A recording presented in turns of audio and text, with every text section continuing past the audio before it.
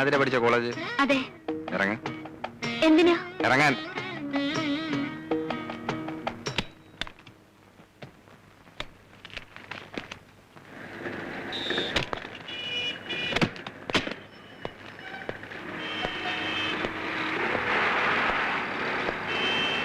എന്റെ ആലോചന വന്നപ്പോ താല്പര്യക്കുറവ് കാണിക്കാൻ ഒരു കാരണം ഇതായിരുന്നല്ലോ. വിവാഹം കഴിഞ്ഞു എന്ന് വെച്ച് ആതിരയുടെ താല്പര്യങ്ങൾ ഒന്നും സറണ്ടർ ചെയ്യണ്ട. തുടർന്ന് പഠിക്കണമെങ്കിൽ പഠിക്കാം. അതല്ല, കൂട്ടുകാരികൾക്കൊപ്പം കുസൃതിയും കുന്നായ്മയും കാണിച്ച് നടക്കാൻ പറ്റാത്തത് ഈ വിഷമം ഉണ്ടെങ്കിൽ അത് മാറ്റിയെടുക്കാം. അല്ലേ? നിക്കേ, വൈകിട്ട് വിളിക്കാൻ ഞാൻ ഇവിടെ വരണോ അതോ ക്ലാസ് കട്ട് ചെയ്ത് കൂട്ടുകാരികളുമായിട്ട് എങ്ങോട്ടെങ്കിലും കറങ്ങാൻ പോവേ? ഇവിടെ വന്നാ മതി. മതിയല്ല? Okay, by.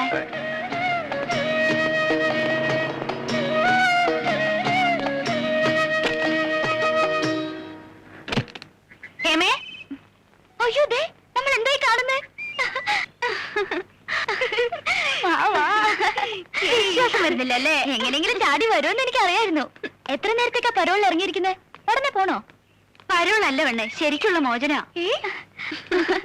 ഞാൻ പറഞ്ഞില്ലേ, ഈ കേസ് ആ വക്കീലിന്റെ കയ്യിൽ അത്ര എളുപ്പത്തിലൊന്നും ഒതുങ്ങില്ലെന്ന്. അയാൾ വക്കാലത്ത് ഒഴിഞ്ഞോ അതോ വക്കാലത്ത് ഏറ്റെടുത്ത് തുടങ്ങിയിട്ടേ ഉള്ളൂ? മനസ്സിലായില്ലടി, ഒന്ന് വിശദമായിട്ട് പറ. ഞാൻ കത്തിൽ എഴുതിയിരുന്ന പോലൊന്നും അല്ല. പിന്നെ ആ വില്ലൻ കട്ട് പുറത്തേ ഉള്ളൂ. മനസ്സ് വലിയ കുഴപ്പമില്ലാന്ന് തോന്നി. അപ്പൊ നീ കീഴടങ്ങിയോ? അയ്യോ ഇല്ല, കീഴടങ്ങിയാലോ ഒന്ന് ആലോചിക്കുക.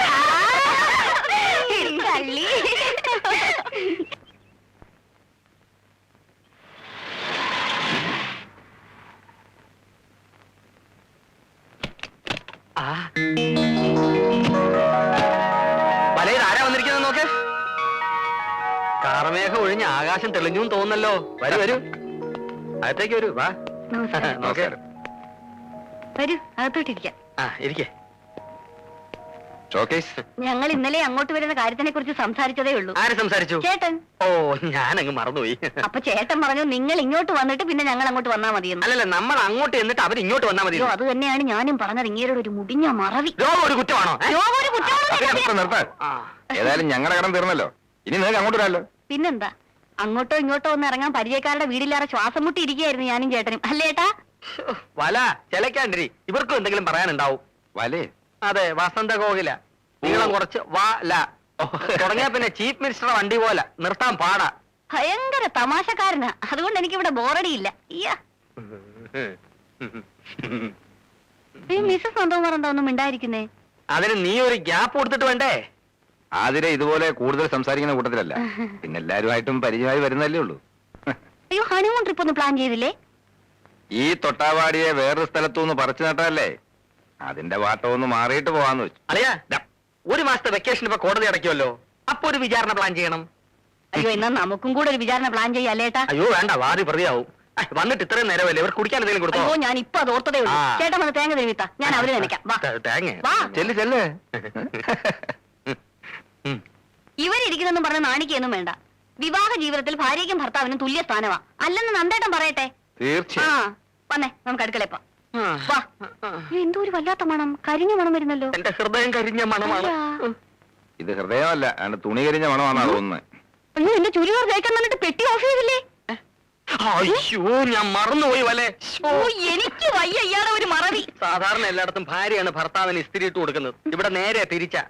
ഒരു ചുരിദാറിന് പകരം നിലയ്ക്കാൻ 9 ചുരിദാർ മേടിച്ചു തരാൻ വല്ലേ, ഒരു സുബേദാരം കൊണ്ടുതരാം അലക്കാൻ. നമ്മുടെ കല്യാണം കഴിഞ്ഞ് 3 ദിവസം കഴിഞ്ഞായിരുന്നല്ലോ ഇവരുടെ കല്യാണം. എന്നിട്ടും അവർ തമ്മിലുള്ള അടുപ്പം കണ്ടില്ലേ? പാചക കാര്യത്തിൽ എന്റെ ഹെൽപ്പ് എന്തെങ്കിലും വേണമെങ്കിൽ പറയാൻ മടിക്കണ്ട, ഞാൻ വന്നിരിക്കും. ഓക്കെ? അതൊന്നും വേണ്ട. ആണുങ്ങൾ അടുക്കള കയറുന്ന എനിക്കിഷ്ടമല്ല. ഞാൻ വെക്കുന്നത് കുറ്റം പറയാതെ കഴിച്ചാ മതി.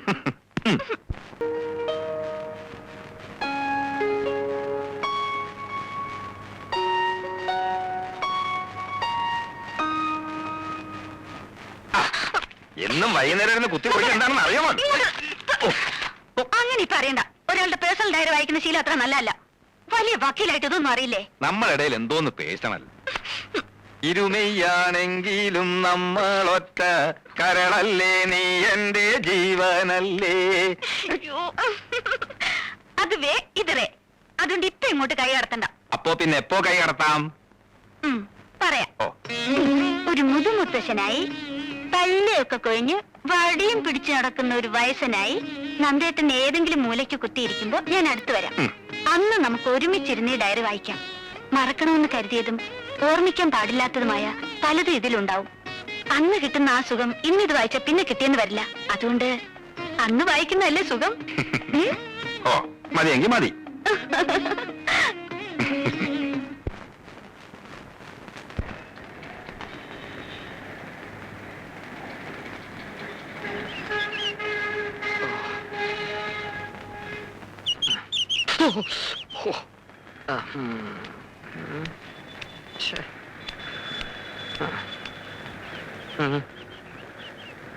ശിവശങ്കരൻ ചേട്ടൻ, അയ്യോ ഞാൻ മറന്നുപോയി. അല്ല ഉണ്ണിത്താനെന്താ ഇവിടെ? വൈഫിനെ വെയിറ്റ് ചെയ്ത് നിൽക്കുക.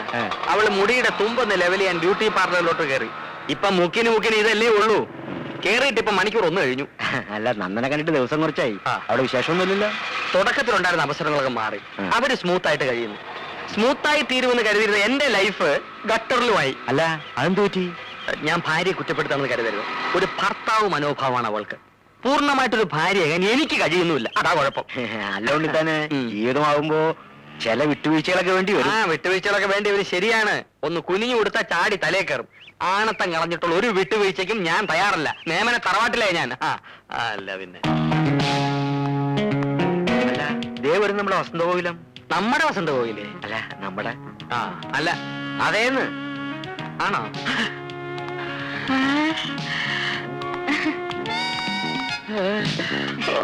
നമുക്ക് പോകാം ചേട്ടാ. നിന്റെ മുടി എന്തേടി? മുറിക്കാൻ മുറിച്ച്. ആരോട് ചോദിച്ചോണ്ട്? എന്റെ മുടി മുറിക്കാൻ ആരുടെയെങ്കിലും അനുവാദം വേണോ?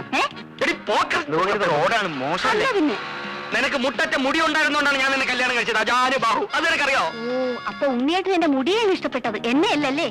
മുടിയും തടിയും ജോലിയും വീട് എല്ലാം ഉൾപ്പെടെ മൊത്തത്തിലാണ് നിന്നെ ഞാൻ ഇഷ്ടപ്പെട്ടത്. ഹോൾസെയിൽ. കല്യാണം കഴിഞ്ഞോടെ മുടി മുറിച്ചേക്കാൻ എനിക്കൊരു നേർച്ച ഉണ്ടായി. പിന്നെ പെണ്ണുങ്ങൾക്ക് മുട്ടറ്റ മുടി വേണമെന്നൊരു സ്റ്റൈലിന് ആണുങ്ങൾക്ക് പറയാം. പക്ഷെ ഇത് നനച്ചുണക്കി ചുവന്നു നടക്കുന്നതിന്റെ കഷ്ടം ഞങ്ങൾ പെണ്ണുങ്ങൾക്ക് അറിയാമോ? അത് ശരി. ഏത് ശരിയാണ്? എന്താ തന്റെ പേര്?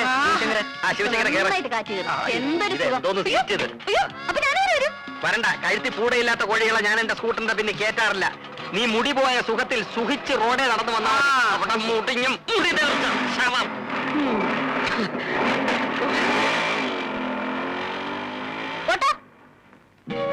സത്യം പറഞ്ഞാൽ ഒരു വിവാഹ ജീവിതത്തെ കുറിച്ച് ആലോചിക്കുമ്പോ എനിക്ക് ആശങ്കയുണ്ടായിരുന്നു. എന്താ ആശങ്ക? കാലം തെറ്റിയുള്ള വിവാഹമാവുമ്പോ വല്ല പ്രേമനൈരാശ്യവും പിടിപെട്ട് കെട്ടുപ്രായവും കഴിഞ്ഞു നിൽക്കുന്ന പെണ്ണിനെ കെട്ടേണ്ടി വരുമോ എന്നുള്ള ആശങ്ക. ഇപ്പൊ ഉണ്ടോ? ഇല്ല. മറ്റൊരുവന്റെ ഓർമ്മകൾ മനസ്സിൽ സൂക്ഷിക്കാത്ത ഒരുവളെ ഭാര്യയായി കിട്ടുന്നത് മഹാഭാഗ്യമാണല്ലേ? എന്റെ മനസ്സിൽ മറ്റൊരുവന്റെ ഓർമ്മകളില്ലെന്ന് നന്ദേട്ടൻ എങ്ങനെ അറിയാം? ഉണ്ടോ? ദേ നെഞ്ചിടിക്കുന്നുണ്ടല്ലേ? പേടിക്കണ്ട, എന്റെ മനസ്സിൽ അങ്ങനെ ഒരു കോന്തനും ഇല്ല. സത്യം? സത്യമായിട്ടല്ലേ വിശ്വാസാവൂ? വേണ്ട, എനിക്ക് വിശ്വാസം. നന്ദേട്ടനെ പോലെ ഒരു ഭർത്താവിനെ കിട്ടിയ ഞാൻ എത്ര ഭാഗ്യവതിയാ.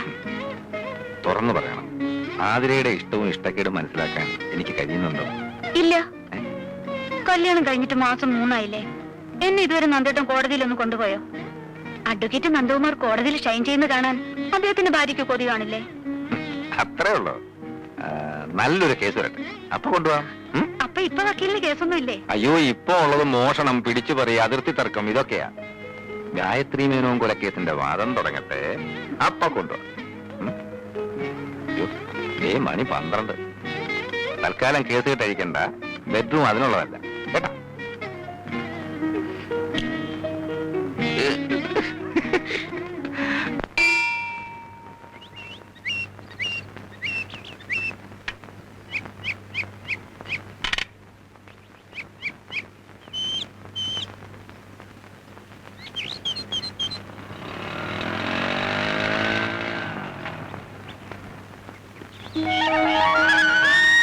ഞാൻ വീട്ടിൽ പോയിട്ട് വരിക. അമ്മ പറഞ്ഞു നിങ്ങൾ ഇങ്ങോട്ട് പോന്നിട്ടുണ്ടെന്ന്. വക്കീലെന്തി വഴി തള്ളിട്ട് പോയ? അങ്ങനെ വഴി തള്ളിയിട്ട് പോകുന്ന വക്കീലല്ല. ഇവിടെ അടുത്തൊരു കൂട്ടുകാരന്റെ വീട്ടിൽ പോയതാ. ഇപ്പൊ എത്തും. എത്തിയല്ലോ. എന്റെ അമ്മോ, ഭയങ്കര ആയുസാ. തല്ലി കൊന്നാലും ചാവൂല. നന്ദേട്ടാ, നമുക്ക് ഓഫീസിലൊന്ന് കയറാം. എനിക്ക് മിസ്സിസ് ആതിര നന്ദകുമാറിന്റെ ചെറിയൊരു ഹെൽപ്പ് വേണം. പണ്ടാണെങ്കിൽ ആരോടും ചോദിക്കാതെ പറയാതെ വിളിച്ചോണ്ട് പോകാമായിരുന്നു. ഇനിയിപ്പോ അത് പറ്റില്ലല്ലോ. അതിനെന്താ, നമുക്ക് പോവാലോ അല്ലേ? വന്നോന്ന് ആതിര നന്ദകുമാറിന്റെ ഹെൽപ്പ് ഇല്ലാതെ പറ്റില്ല എന്നായിട്ടുണ്ടല്ലേ? ഇങ്ങോട്ട് പോവാ. ഇനി ഇപ്പൊ ഓസിനൊന്നും പറ്റില്ല. അത് ശരിയാ. ജോലി ചെയ്യണമെങ്കിലേ ന്യായമായിട്ടുള്ള പേയ്മെന്റ് തന്നെ വരേണ്ടി വരും. പേയ്മെന്റ് തന്നില്ലെങ്കിലും മൈൻഡ് അങ്ങ് പേ ചെയ്തേക്കാം. മതിയോ? നിങ്ങൾ വിട്ടോ, ഞാൻ ബൈക്ക് വന്നോളാം.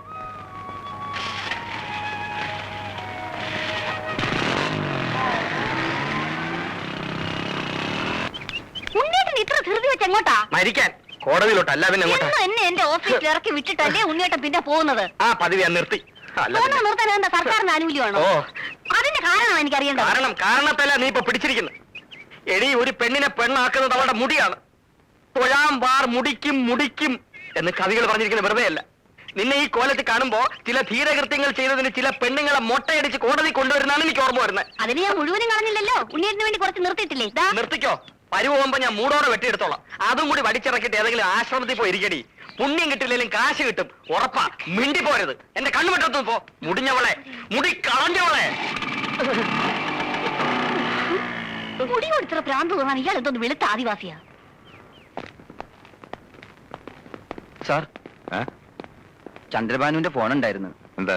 സാറിന്റെ വൈഫിന് പെട്ടെന്ന് എന്തോ സുഖമില്ലാണ്ട് ഹോസ്പിറ്റലിൽ അഡ്മിറ്റ് ചെയ്തു. ആ.